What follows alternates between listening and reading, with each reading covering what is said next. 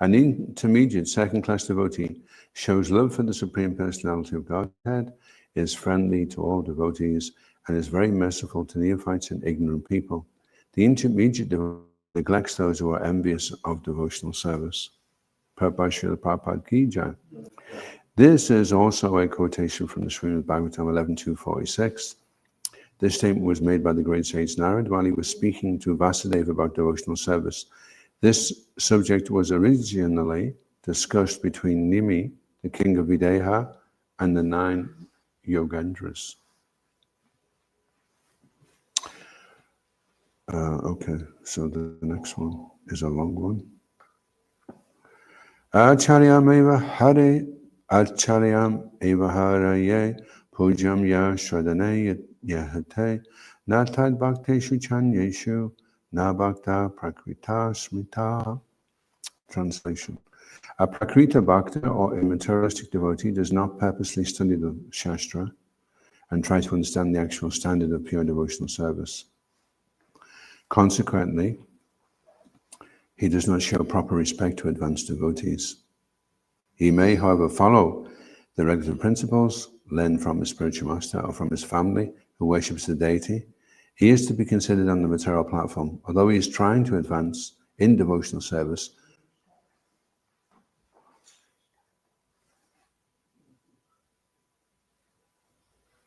Such a person is a Bhakta Praya, a neophyte devotee, or a Bhakta Abbas, for he is a little enlightened by Vaishnav philosophy. Abbas is a shadow, so he's just coming out of the shadows. Prabhupada Srila Prabhupada Ki Jai. This verse is also from Srimad Bhagavatam 11.247. Srila Bhaktisiddhanta Thakur says that one who has full faith, full love for the Supreme Personality of Godhead, and who maintains a good friendship with the Lord's devotees, is always callous to those who envy Krishna and Krishna's devotees.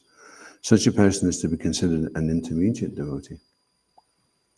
He becomes a first-class devotee when in the course of advancing in devotional service, he feels an intimate relationship with all living entities, seeing them as part and parcel of the Supreme Person. Om Jnana-timiranda Shyagananjana Shalakaya Chakshurunvilitam Jena Tasmai Shri Gurave Namaha. Jai Shri Krishna Chaitanya Prabhu Nityananda Shri Advaita Gadadha Shivas Adi Gaura Bhaktavinda. Hare Krishna, Krishna Krishna, Hare Hare, Hare Rama, Rama Hare Hare. Any questions? So,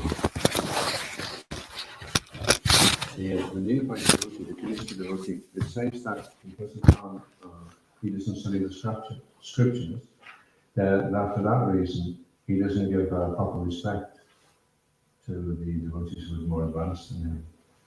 So what's the correlation between being able to show respect and studying the scriptures?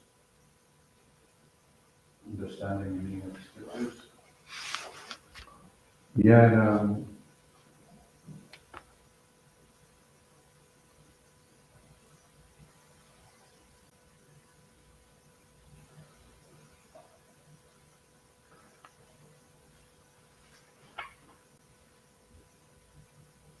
so a person who's advanced, he sees Krishna everywhere, due to Adhikari.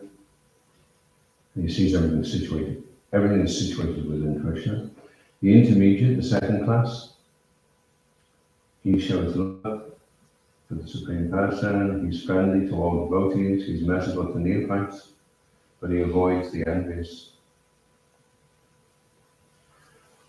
So why does he avoid the envious? Well, actually, that's an interesting question in itself, because how do you know who the envious are? Maybe you're doing Sankirtan, right? And the person seems really nice. You chat away for 20 minutes and you realize, oh. You ever heard that? And the person was camouflaged it really well. He's like, oh, yeah, yeah. And then he realized, oh, actually, the whole exercise was just a waste of time, so I couldn't approach anybody else. So as you advance in the art of preaching, you also develop the ability to discriminate and see, okay, it's one of those. So how would you cut to the chase if you were with somebody and you realized they were trying to waste your time? Just ask for donations. That's a really good way to do it. Because no one's there just to waste their time, right? They're trying to spend the money on something. That's what they're all running around doing. That's what they're all busy doing.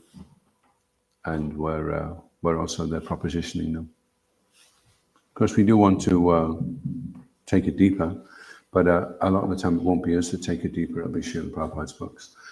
And it may not be the person who takes the book, who reads the book. It may go to somebody else. So the devotee has to see who is envious and has to develop that ability, that discrimination. And that discrimination is also, by purification, by experience, and also by the acquisition of knowledge, just general philosophy.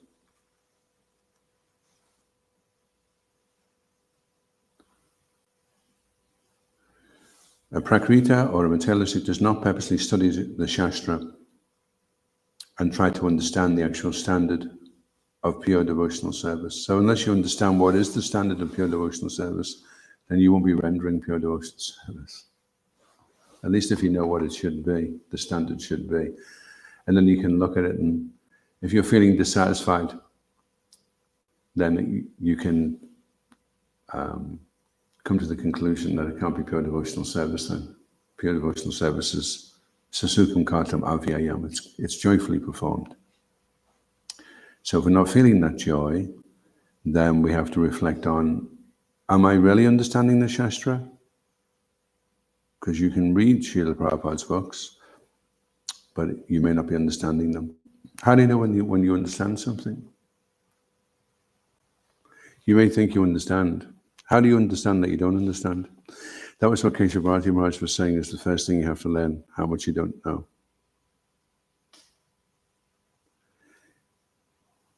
Because we think, well, if I learn all the verses of the Bhagavad Gita, and then I learn all the verses of the Bhagavatam, and then I do the Bhakti Shastri, then I do the Bhakti Vaibhava, then, I've obviously understood a lot. But it may not be. It may not be that you've understood it.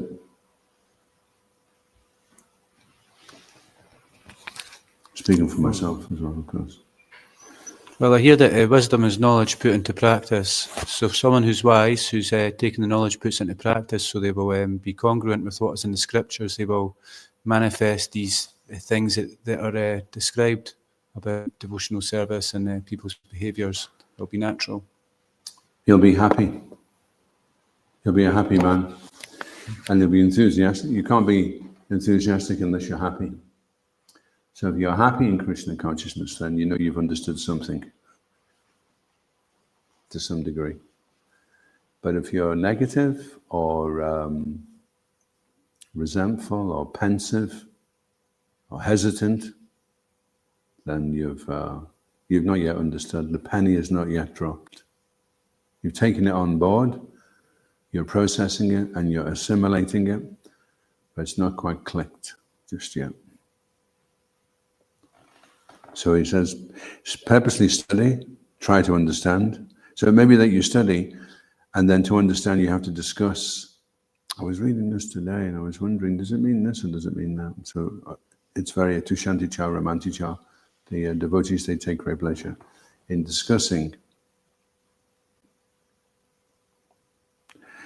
But unfortunately, if he hasn't understood and studied properly, then he doesn't show proper respect to advanced devotees, which is a real resource. And if it's not only is it not accessed, but if he's being offensive to devotees, then his already shaky performance of devotional service is going to be further impeded. So it's a difficult part of the process, actually, is when you first come and you don't know very much, and you may be making offenses, and you're trying to get out of the quagmire and push on onto steady ground. So that can be a difficult patch to go through. So consequently, he does not show proper respect to advanced devotees, but he follows the regular principles, either because he has a spiritual master or he worships the family deity. So you can see how being born in India can also be an obstacle, because you may be familiar with certain things in a kind of ritualistic way, but you've not really understood them. Whereas if you're coming from the West and you happen to give up all these things and follow regular principles, then you really do have to understand why you're doing it. Otherwise, just by default, you'll find yourself breaking the four regular principles, at least intoxication and illicit sex anyway. But then the other problem is, okay, so you brought up following the principles, but you've never really been challenged to not follow them, and you follow them in a kind of superficial way, really, in a traditional way. So he's considered to be on the material platform. He's a Bhakta Praya neophyte devotee, or a Bhakta Abbas, which means a shadow of a devotee. For he is a little enlightened by Vaishnava philosophy, so he's a work in progress. Prabhupada said we should come to the second class platform as soon as possible, so that we still attain an auspicious destination. But if you're on the third class platform, then you're still materialistic. Any questions or comments?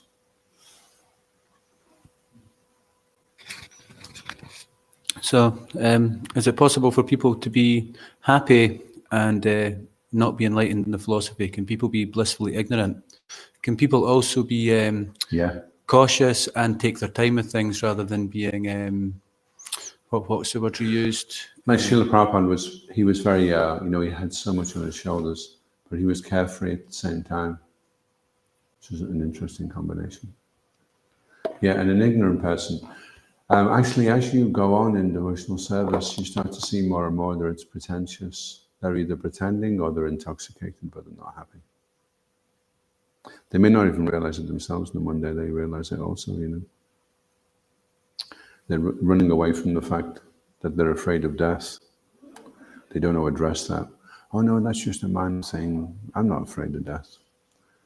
But they are actually. How can they not be? It's the most painful, disorientating experience. And all them around them that they love are also dying. So how can you not be afraid of that? They're afraid of you taking things away from them. So why would they not be afraid of you taking the things away from them they love the most? And the things that you love the most can't be dead. They have to be alive. You can't love your car more than you love a person. Well, you may think you do, because you don't have much love anyway. You don't know the difference between loving a car and loving a person. So these are like fundamental lessons that children should be learning in school: the art of loving, the art of acquiring knowledge, the art of understanding something. How do people understand anything? They just accept things. They accept, but how do you understand it really? Why is there a big ball of light floating around in the sky, which is blue? Why is it blue? And these green things come out the ground, and these animals eat them, and milk comes out. How do you understand that? You can't make milk out of grass, right? If you give a scientist grass, can you turn it into milk? There's so many mystical things going on around us, and we don't understand them. We just kind of accept them, which is a little bit where it's like in the spiritual world, actually. In the spiritual world, they're not trying to understand. They're just, that's the way things are, They just accept it. Interesting, yeah? To understand means to accept. And if there's argument, then it means there's anartha. There'll be anarthas there. Like Thakur explains that all arguments are born from the time factor. The past, present, and future. Every argument is like, well, what happened at this point? What will happen at that point? So if you're just in the eternal present, then there's no arguments. And then there's no anarthas, no wanted things.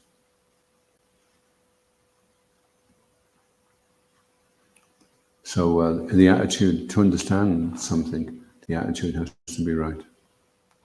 They never talk about, when they do a scientific experiment, they say diagram A, Bunsen burner, test tube, tweezers, potassium sorbate. But then they don't say, by the way, you've got to have this attitude while you're doing the experiment. But it's a part of the process of understanding. And Krishna says, besides this, whatever there may be is ignorance. So humility, pridelessness, perception of the evil of birth, death, old age, and disease, detachment from material things, all these I consider to be knowledge. And besides this, whatever there may be, is ignorance. Ignoring, in other words, it's ignoring me. So if you're ignoring the truth, then how can you understand it?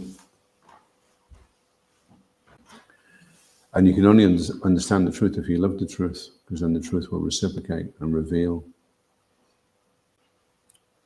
And then for one who understands the truth and is able to explain it to somebody else, they're the most dear to Krishna.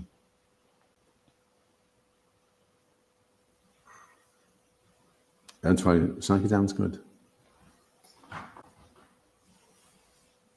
It's a good thing to do. Hare Krishna, Guru. I heard that in spiritual world everything's spontaneous. You were mentioning that you don't try to understand it; things just happen. So is there a place for like choice making or free will there in the spiritual world? And, in Goloka more so, in Vaikuntha less, because everything's Aishwarya, everyone's all in reverence. So things are a little bit more rigid in Vaikuntha. And in Goloka, then everyone's enjoying being a person, including Krishna. He's not enjoying being God, he's enjoying being a person. In Vaikuntha, he's enjoying his role as the king, as the emperor. So he's fully in that mood. So it's less intimate, less spontaneous. There's a certain standard there that's expected. Everything's opulent, everything's the best, everything's precise and accurate. Whereas in Goloka, it's more like what it is in Vrindavan here.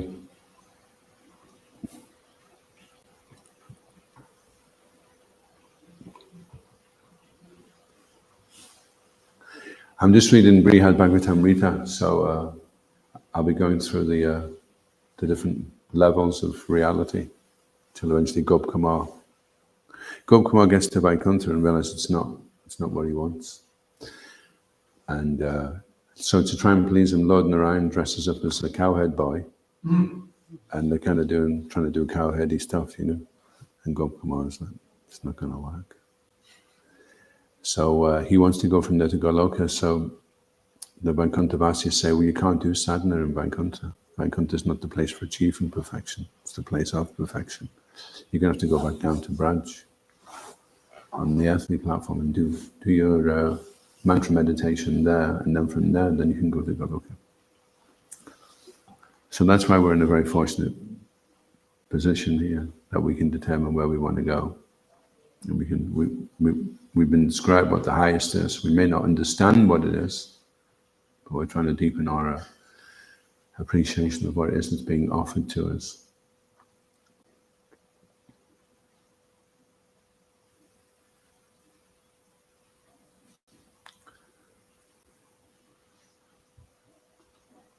So this verse from the Bhagavatam, oh, sorry, not Bhaktivedanta, Srila Bhaktivinoda Thakur says that one who has full love for the Supreme Personality of Godhead and who maintains a good friendship with the Lord's devotees is always callous to those who envy Krishna and Krishna's devotees. So he's an intermediate devotee. So he's callous. Not only does he avoid the non-envious, but he doesn't, he's like, he's not concerned with their fate, which is not going to be very auspicious. And then he becomes a first-class devotee when he feels an intimate relationship with all living entities. So that's when he gets free from his callousness, and he becomes a first-class devotee. And even if he's being persecuted or harmed, he bears no enmity toward them. So that's a first-class devotee. In case you're wondering if you're a first-class devotee, if you get annoyed at people very easily, then you can't be a first-class devotee.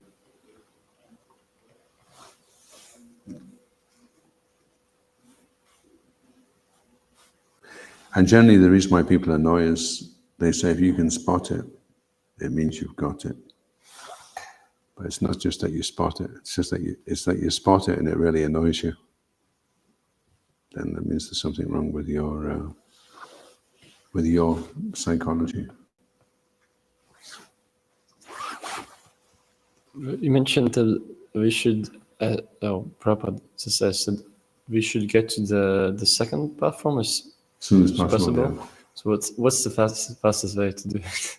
To get to the second class platform is to preach, is to share Krishna consciousness. There's none more dear to me than those. And there's none more dear to me than he, Krishna says. So at great risk to himself and at the sacrifice of his own personal comfort, he proactively intervenes in that person's life. And just by the person touching a book or hearing something or giving a donation or taking prasadam, then he's guaranteed a human birth in his next life. So that's Maha Punya. Whereas he may have actually been due to go around all the species of life for a long, long time. And you've intervened. So right now, we won't see so much the effect that we're having, For all these people that we're touching now will be taking birth again. So that will change everything dramatically. So many people see Rath Yatra. That has a huge impact as well. So in so many ways, future will become more and more bright. People will become more and more qualified. Preaching field will be more and more refined. People will be taking up positions, key positions in society that have spiritual insight, and then there'll be big changes. Yeah, yesterday we also had a nice Harinam, because we go on the street and everyone's saying something like, is it Hari Hari or Hare Krishna or Gauranga, Gauranga. You can see people just like cheering up. It was good. This man came up to me. It was an old man. He goes, this was yesterday, and he goes, "You've been doing this since I was a lad." He may have looked older than he was, I hope he looked older than he was. But I came up to Scotland in the 80s. So he's seen me. He recognizes me. And he says, "No, I'm an old man." So, and also this technique of going back to the same place over and over and over again, then the people get cultivated. If we had more devotees, then we could spread it out and we could go to other places as well. But so many people pass through Glasgow, and the people in Glasgow, at least 3/4 of them aren't from Glasgow anyway. So you're getting all these people. And Edinburgh, you're getting like a global. Glasgow is more Scottish people. You get a few from outside the country. So you're getting a chance to meet all them, you know. And Sankirtan becomes a lot easier when you can read people, when you can see just by the person's body language. I mean, 9% is only the spoken word in communication. It's mainly intonation and body language. And then if you can see the person like, you know, like, and then you're like trying to force it, you know, it's like, okay, no problem, have a nice day. And then he's like, you know, and then he can respond in a favorable way rather than, will you get away from me? Like there was one devotee who was chasing after this lady and she says, I'm Russian. And he goes, no, you're not. They kept rushing after her, you know. And she said, I'm Russian. And so he was chasing up the street. She kept saying, I'm Russian, I'm Russian. And he said, no, you're not, no, you're not. And finally she stopped and she was really angry, you know. And he goes, you're Scottish, you're not Russian. But it wasn't funny at that point, you know, because he chased her up that far. She was getting really like intimidated. So Gauri Devidasi, in the book The Nectar of Sankirtan, she says that on Sankirtan we have to be completely non-threatening, like a little butterfly. Very like, hello, I'm a little monk. Would you like a little book? And give a little donation. Then they're okay, you know. It makes it easier anyway. Shri Gauri Mai Bhashashi Ki Jai, Shri Sasanath Maharaj Ki Jai, Shri Giri Hari Ram Ki Jai, Shri Giri Bhagavan Ki Jai, Shri Mati Binda Devi Ki Jai, Go Bring Hari Bol.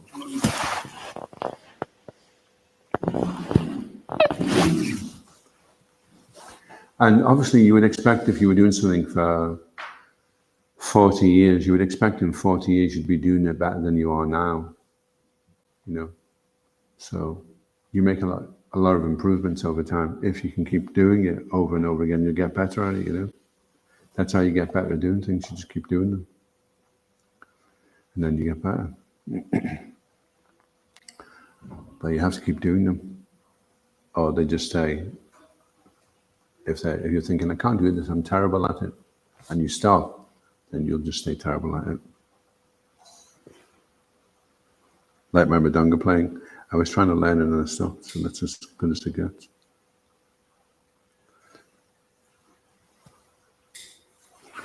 So when you can read the street, then that's what an intermediate devotee is able to do. He's able to see which people to avoid, which people are going to waste time, which people are interested. Of course, it's always really surprising as well sometimes that you approach someone and you're thinking, no way. And then they do, you know, you're like, okay. There's always that element of surprise in there as well. But generally you can see, you know, by the physiognomy and the dress sense where the person's at to some degree. And how they respond to you. And Vamsi Vilas was giving a talk to the devotees when they went to Wales, and he was saying, you know, kind of just go like that, and then you'll be able to check out by how they respond, and if they smile and they look happy, then they're good, and if they don't, then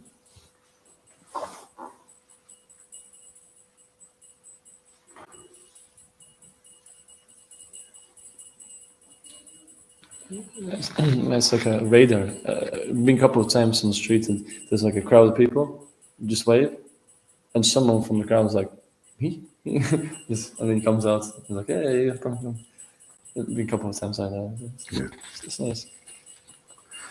Yeah, if you can chant more rounds before you go as well, then it makes it more powerful when you approach people. And sometimes if it's really tough, you just have to stay enthusiastic and happy and just wait and know that at some point there'll be a breakthrough. You just have to keep going, and then suddenly everything changes, you know. Because we're not the doer. The problem is we're thinking we're the doer. So if you're the doer, then when it doesn't go right, that's your fault. But if you're not the doer, then it's not your fault. So that's the good side benefit of not having any false ego, that when it does go well, it wasn't because of you. When it doesn't go well, then it wasn't because of you.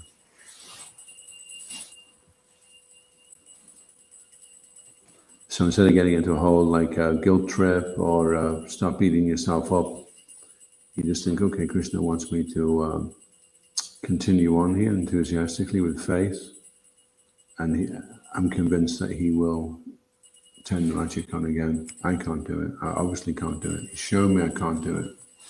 So that's fully accepted. But he wants me to, he wants to see, am I going to continue on anyway, even though I can't do it, and I am. And if I do, then he'll reciprocate. He'll sit and just give you a golden hour where you don't say a thing wrong, don't do a thing wrong, everything just goes really well. And you can break through on Sankirtan, it goes really good, and then you can lose it again.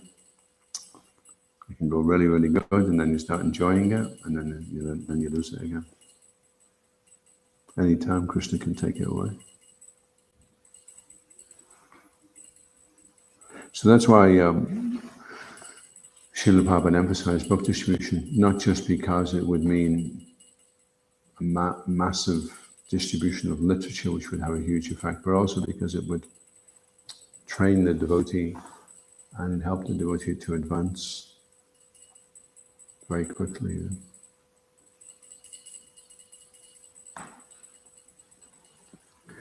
And Lord Chaitanya foresaw that was going to be how the Sankirtan movement would spread when he inaugurated it 500 years ago. He saw that there would be masses of books distributed in all the languages. Srila Prabhupada the sponsored swim for the Bhagavatam, which has now been translated in Arabic. So that's going to be getting distributed. And it's funny, you know, when you meet people from these Arabic countries and you say, would you like a Bhagavad Gita? I mean, I haven't done it for a while now. We need to have some there again. Because they know it's taboo, and in their country they would get shot, you know, for even looking at it. They're like, oh, what's this? Because it's really forbidden. And they're like, wow, in Arabic, the Bhagavad Gita. Oh, I'd like to read that. And then they're like, because they're doing, over here, they're doing all the things they're not allowed to do there, you see. So they're experiencing, like, you know, so much freedom. Wow. Nobody's getting on my case. I'm going to go and do this now, and I'm going to go and do that. And they're like, wow. And someone's giving me a Bhagavad Gita, and like, I shouldn't really. Go on. And they said to go off with it, like.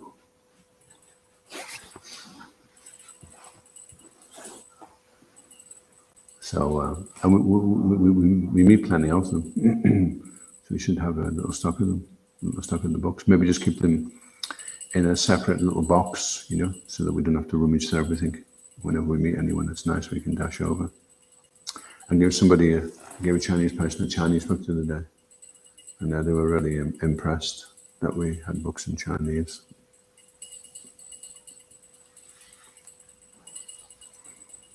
Xin Yong Kuai Dao. Gong Shi Fa Cai. I'm not sure what it means, actually. I think it means all the best. Hopefully. They find it funny anyway. And it's good to learn a little bit of each person's language as well, even if you can just say thank you to them, you know, and you recognize who they are. Terima kasih. Selamat Hari Natal. Apa kabar? Apa kabar, that's Malaysian. Selamat Hari Natal is Merry Christmas, which goes down well any time of the year. And Terima kasih is thank you. Terima kasih.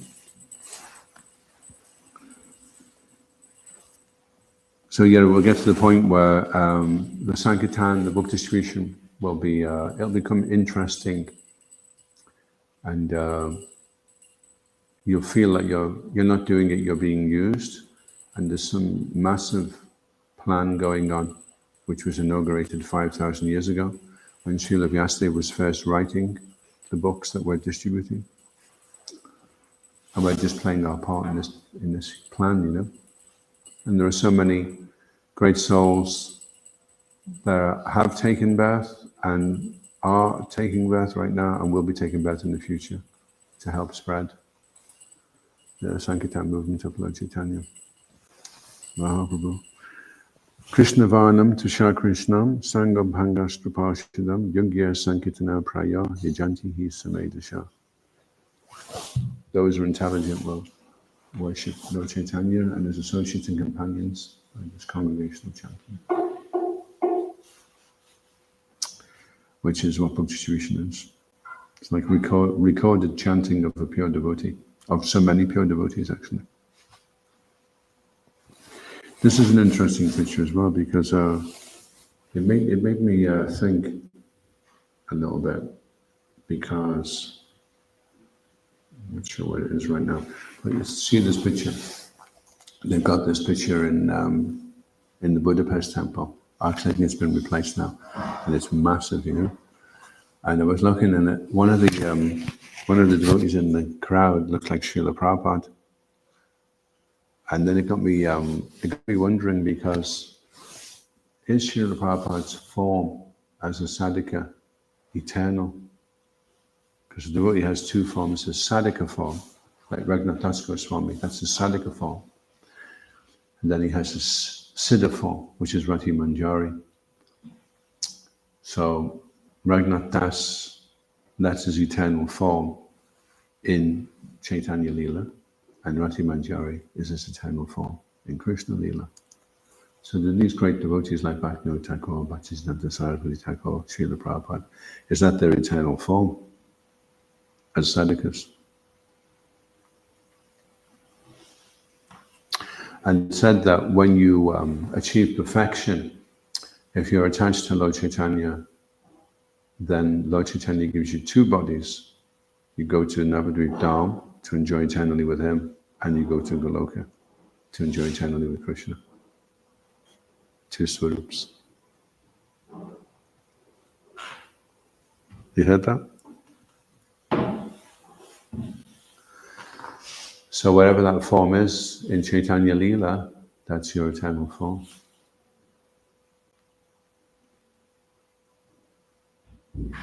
But I thought that was a nice touch, you know, you put Srila Prabhupada in the crowd with Lord Chaitanya.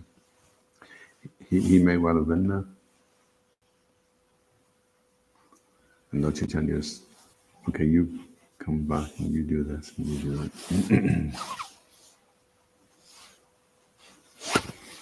Before Srila Prabhupada came, he wasn't, in 1965, he was at Radha Damodar, not far from Rupa Goswami Samadhi and his Bhajan Kutir. Rupa Goswami came to Srila Prabhupada as his Rupa Goswami form. He said, okay, it's time to go. So he already knew he was going to be a success. But even now, isn't it interesting that these great devotees, they still go through times where they doubt whether it is going to be a success. He was wondering whether to go back on the boat to India because it seemed futile. So we shouldn't be surprised if we go through times in our life where it looks really bleak and hopeless. You know?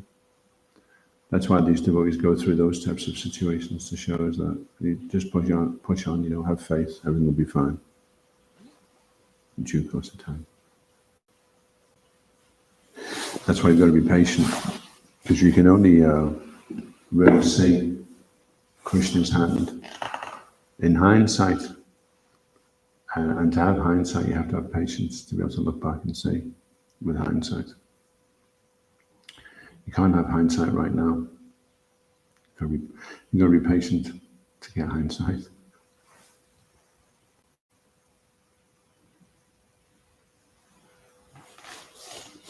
So what do you think the greatest challenge is then for a young person in practicing Krishna consciousness in this day and age? Oh, here's a young person. What would you say is the greatest challenge? Social media, yeah. And peer pressure, right? All your friends. Why are you doing this? We could be going here and doing that. I had to just completely drop all my friends when I became a devotee. I tried to explain a bit to them, and it was like speaking Chinese. They were like, just couldn't figure it out at all. Probably because I wasn't preaching very clearly myself. They just didn't get it. So I thought, okay, I'm off. I'm making a break. And then my real friends became the devotees.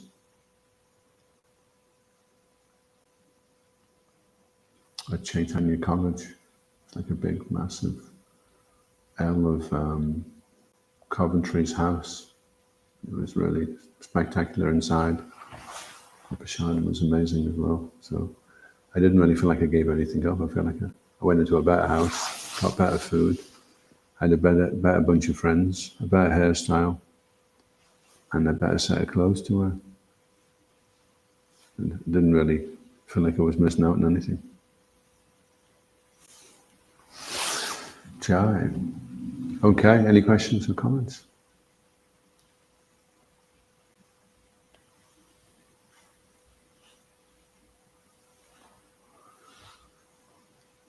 This Govinda ki, Srila Prabhupada ki, Shri Gaura Prakash ki jai. Gaura Premanandi, Haribol. His Grace Adhoksaja Krishna Prabhu ki. All of you ki jai.